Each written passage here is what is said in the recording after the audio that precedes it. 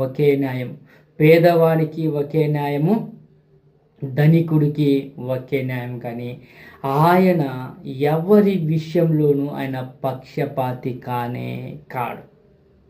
ఒకవేళ నా ప్రియమైన సహోదరి సహోదరుడా, నీ నీ పట్ల లేదా నీ కుటుంబం పట్ల, నీ వ్యక్తిగతంగా ఎవరైనా నీ పైన పక్షపాతము చూపిస్తున్నారేమో అని నువ్వు దిగులుతో, విచారంతో, దుఃఖంతో, బాధతో, ఆందోళనతో ఉన్నవేమో.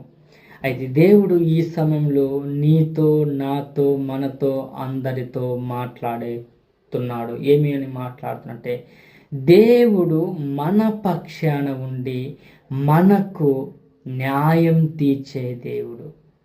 దేవుడు మన పక్షాన ఉండి మన పట్ల దేవుడు ఎన్నటికీ పక్షపాతి కానే కాడు అనే విషయము తెలుసుకొని, గ్రహించుకొని, ప్రభువుని నువ్వు నమ్మి విశ్వసించినట్లయితే ఆయన నీకు తోడుగా ఉండి, నీ పక్షాన ఉండి నీకు న్యాయం తీర్చే దేవుడై ఉన్నాడు. కానీ నీ పట్ల ఆయన లేదా మన పట్ల ఆయన ఎన్నటికి పక్షపాతి కానే కాడు. కనుక